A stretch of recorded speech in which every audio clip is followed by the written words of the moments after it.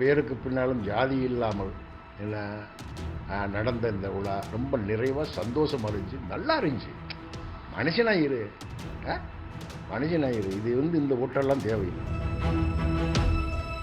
ஏன்னா இவனை போல் ஒரு வீரனை இந்த தமிழ்நாட்டில் பார்க்க முடியாது. அப்படி நேருக்கு நேரம் மோதுறான். போலித்தனமெல்லாம் சும்மா சினிமா வீரமெல்லாம் இல்லை. ஏன்னா அப்படிப்பட்ட வீரனுக்கு கட்டாயம் கொடுக்கணும். எல்லா சாதியும் கொடுக்கும். எல்லா சாதியிட்டையும் தலைக்கட்டு வரி வச்சு இஸ்லாமியர்களை தவிர்த்து எல்லா இந்து சாதியினரும் சேர்ந்து கொண்டாடுற ஒரு விழா. அப்போ இவங்க அடிங்கிறது, அவங்க அடிக்கக்கூடாதுங்கிறது, பள்ளிவாசல் நிறைய கல்லுகளை குமிச்சு விட்டு அவங்க எரிவாங்க. இப்போ பெருங்கலவரம் போலீஸை குமிச்சிடுவாங்க. 500-1000 போலீஸை போட்டுருவாங்க. சட்டி போலீஸாக அவங்க இறந்து. அது ஜல்லிக்கட்டு தமிழகத்தில் பல இடங்கள் என்ன நடந்துட்டு இருக்கு. இருந்தாலும் உங்கள் காலங்களில் நீங்கள் சின்ன வயசில் இருந்தப்போ பார்த்த ஜல்லிக்கட்டுக்கும் இப்போ இருக்க ஜல்லிக்கட்டுக்கும் என்ன வித்தியாசம்? எங்கள் ஜல்லிக்கட்டுகள்லாம் அப்படின்னா, நான் ராமநாதபுரம் மாவட்டத்தில் பிறந்தாள். ராமநாதபுரம் மாவட்டத்தில் அது எருதுகட்டு, வடம் போட்டு பிடிக்கிற எருதுகட்டு. மாற்று கழுத்தில் வடம் போட்டு கிட்டத்தட்ட ஒரு 50 அடி நீளத்துக்கு வடம் போட்டு பிடிக்கிறது. ஒரு பெரிய எங்கள் ஊரில் பெருநாளியில் கோட்டைன்னு பழைய கோட்டை, கிச்சலப்ப நாயக்கன் கோட்டை அந்த காலத்தில் இருந்துச்சான். ஒரு 400 வருஷத்துக்கு முன்னாடி.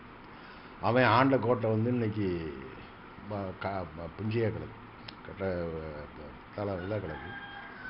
அங்கே தான் அந்த மாட்டை விடுவாங்க. என்ன சனி மூலையில் இறங்கும் காலை, வருஷம் ஆவணி மாதம் நரகளத்தம்மன் கோயில் முளைப்பாரி திருவிழாவுக்காக நடக்கிற ஒரு பகுதி இது, இந்த ஜல்லிக்கட்டுங்கிறது.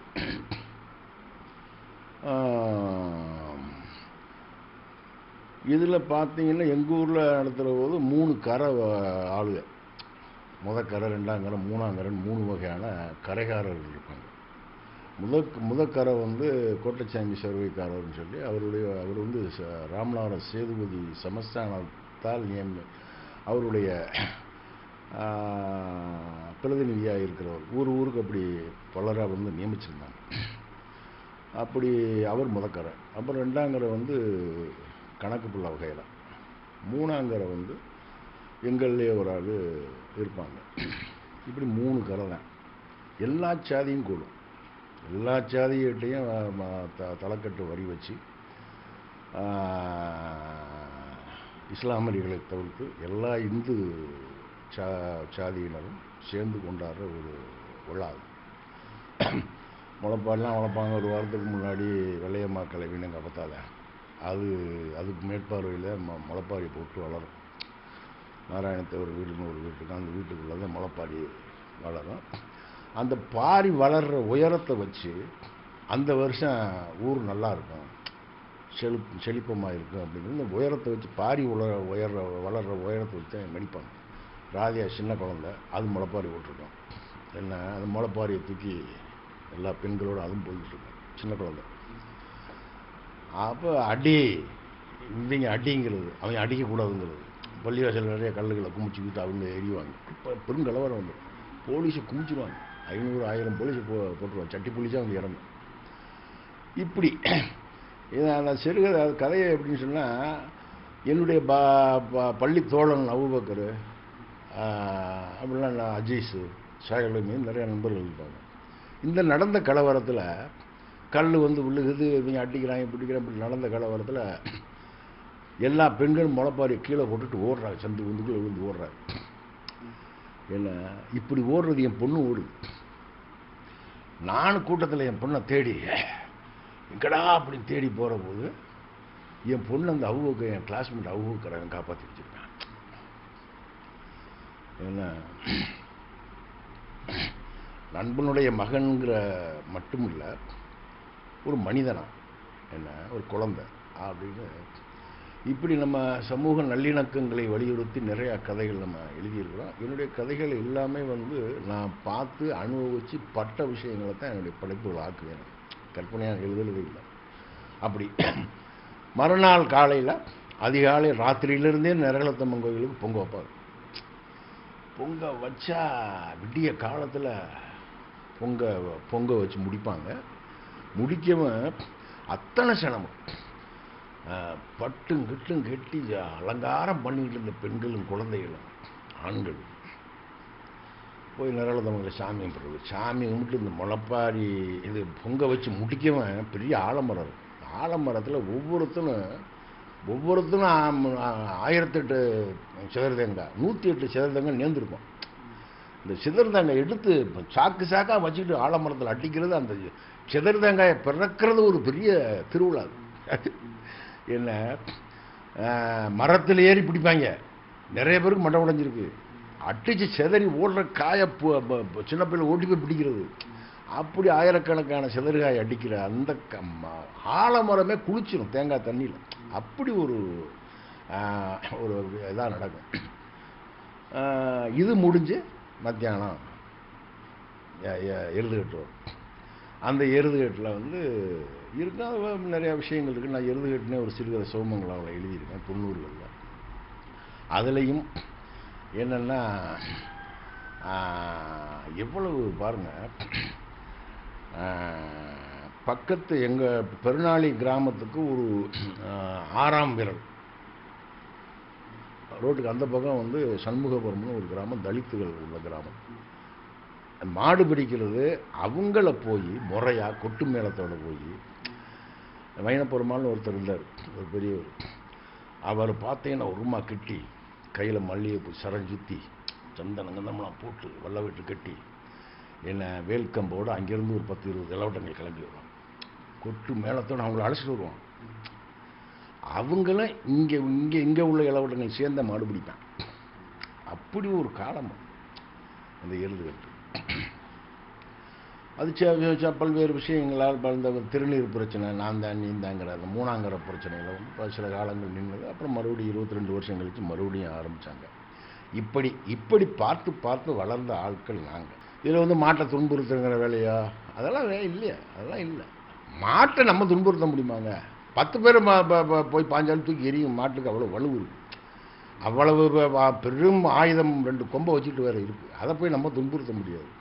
என்னென்னா காலங்காலமாக வந்த ஒரு பழக்கத்தின் அடிப்படையில் வந்து ஒரு ஏறுதழுவுதல்ங்கிறது வந்து ஒரு வீரத்தை காட்டுற விஷயந்தான். என்ன இளவட்டங்களுக்கு இன்றைக்கி வேணால் தேவையில்லாமல் இருக்கலாம். இன்றைக்கி இருக்கிற இந்த நவீன யுகத்தில் வந்து அதென்ன வீரம், மாட்டை பிடிச்சா தான் வீரம் தெரியுமா அப்படி இப்படின்னு இன்றைக்கி 4 பேர் பேசலாம், அது வேறு விஷயம். ஆனால் அந்த காலத்தில் அப்படி தான் இருந்தது. இன்றைக்கி அத்தனையும் வந்து நம்ம வந்து நகரத்தில் இருந்து உட்காந்துக்கிட்டு எல்லாம் பேசுகிறேன். அது இல்லை கிராமத்து வாழ்க்கை. என்ன இவற்றோடு தான் இந்த மாடுகளோடு என்ன இந்த பேய்களோடும் ஏகலே கிராமத்தில் பேய் இந்த நம்பிக்கை நிறையா இருக்கும். பேய் பிசாசு இந்த கணத்தில் அவள் செத்து போனாடா பிடிச்சிருவா, இந்த வைரம் கோயில் போட்டில் முனியாக இருக்குது. இந்த பேய்களோடு தான் நாங்கள் வாழ்ந்தோம். இந்த மாடுகளோடு தான் நாங்கள் வாழ்ந்தோம். என்ன அப்படி ஒரு சமூக கட்டமைப்பில் வந்து தமிழ் சமூக கட்டமைப்பு வேறு எந்த இதுகளும் இருக்கான்னு தெரியல எனக்கு. அப்படி ஒரு இதில் நம்ம வளர்ந்த ஆட்கள். இன்றைக்கி ஜல்லிக்கட்டு இப்படி போய்கிட்டு இருக்கு. அரசு நடத்துதுன்னு சொன்னால் இது எப்படின்னு சொன்னால் இந்த ஒழுங்குமுறையை இந்த ஜல்லிக்கட்டு இந்த மாதிரியான விழாக்கள் வந்து இந்த ஒழுங்குக்குள்ளே இருக்கிறதே வந்து எனக்கு சரியாக படலாம். தப்பான கருத்தாக இருக்கலாம், அது வேறு விஷயம். ஏங்க அது அத்தனை திறந்த மனதோடு ஒரு இறங்கணும். அது நகரங்களில் இல்லை, அது எதிர்பார்க்க முடியாது. நல்லா கட்டை கட்டி விட்றாங்க. கட்டை கட்டி விட்டு பார்வையாளனை காணும். ஏன்னா யாருக்கு நடத்துகிறாங்க? இப்படி பல்வேறு விஷயங்கள் இருக்குது. நான் பார்த்த எங்கள் ஊர் எருதுகட்டுக்கும் இப்போ நடக்கிற ஜல்லிக்கட்டுக்கும் மஞ்சு விரட்டில் ஒரு அரளிப்பாரம் மஞ்சு விரட்டெலாம் கண்டுள்ள காட்சி. நல்லா அந்த ஷூட்டிங்காக போய் பார்த்து மேலையில் என்னையை அந்த 5 நாட்டு தலைவர்களோட என்னையும் ஒரு தலைவராக நிற்க வச்சுட்டாங்க படத்துக்காக. எனக்கு பெரிய பாக்கியமாக இருந்தது. பார்த்தா ஒரு பின்னாடி பேக்ரவுண்டில் ஒரு மலை படுத்து கிடக்கு, ஒரு புழு மாதிரி ஒரு மலை படுத்து கிடக்குங்க. அந்த காலையில் போகிற ஒரு பிள்ளை இல்லை, கூட்டம் ஏற அந்த மலை முழுக்க மனிதர்கள். மலம் முழுக்க மனிதர்கள் கண்ணில் பாரம் தெரியல அப்படி. அப்போ அது கூட்டம் வந்து அப்படியே மெல்ல அப்படியே நகலும் இப்போ அப்படி அசைவாங்க இல்லையா, அது பார்த்தா ஒரு புழு அசைகிற மாதிரியே இருக்கும். இங்கிருந்து பார்த்தா ஆயிரக்கணக்கான தலைகள் என்ன அப்படி இது தூக்கி தூக்கி எரிஞ்சுக்கிட்டு போகுது. ஏன்னா நீ என்ன இந்த உக்காந்துக்கிட்டு நகரத்தில் உட்காந்துக்கிட்டு நீ வந்து வக்கனை வச்சுக்கிட்டு தெரியக்கூடாது. வந்து பாரு, அந்த மாட்டையும் பாரு, அந்த வீரனையும் பாரு, அந்த வீரத்தை பாரு. தூக்கி எறிஞ்சாலுமே ஜனங்க சந்தோஷப்படுறாங்க. எதை நினைச்சு? மாட்டை நினைச்சு. மாட்டோட அந்த அந்த அந்த கோப்பு இருக்குல்ல, அதை நினைச்சு எப்படி மாறுற அப்படிங்கிறேன், சந்தோஷப்படுறேன். குத்து போட்டவனே அவன் பெரிய வீர தழும்பா நினைப்பேன். ஏன்னா வேலராமூர்த்தி இப்படி சொல்லிக்கிட்டு இருக்காரு அப்படின்னு நினைப்பாங்க. அது வேறு விஷயம். ஆனால் எங்கள் வாழ்க்கை இப்படிப்பட்ட வாழ்க்கை தான். இதைத்தான் நாங்கள் வந்து ஒரு முழுமையான வாழ்க்கையாக, வாழ்ந்த வாழ்க்கையாக, சந்தோஷமாக நாங்கள் அனுபவித்த வாழ்க்கையாக நான் அதைத்தான் பார்க்குறேன். இப்போ வந்து இந்த காளைகள் ஜல்லிக்கட்டு என்பது காளைகள் அவிழ்க்கிறாங்களே, அப்போ அந்த காளை உரிமையாளரோட ஜாதி சொல்லி அவிழ்த்தாங்க. அது சில சமயங்களில் பிரச்சனையாகி இப்போ வந்து அதை வந்து தவிர்க்க சொல்லி வந்து கோர்ட் உத்தரவு வந்திருக்கு. அதை எப்படி பார்க்குறீங்க? இந்த வழக்கத்தை எப்படி ஆரம்பிச்சிருக்கும்னு நினைக்கிறீங்க? இது எப்படி மாறி இருக்குங்க? இது வந்து நான் இவ்வளவு சொல்கிறேன் இல்லையா, ஒழுங்குபடுத்தப்பட்ட அதுகளுக்குள்ள வந்து அவ்வளோ சுவாரஸ்யம் குறைஞ்சி வச்சு அப்படிங்கிறதுல இந்த இந்த இந்த இந்த வருத்தங்களோடு நான் ரொம்ப சந்தோஷப்படுற விஷயம் இந்த விஷயம். அவிழ்க்கப்படும் காளையின் உரிமையாளரின் பெயரோடு ஜாதி பெயர் இல்லாமல் இருக்கிறது நல்ல விஷயம். அது அரசாங்கம் நல்ல காரியம் பார்த்துருக்கு, சந்தோஷமாக இருக்குது. உங்களுக்கு அவனியாவரம் ஜல்லிக்கட்டு தமிழ்நாட்டிலே முதல் ஜல்லிக்கட்டு.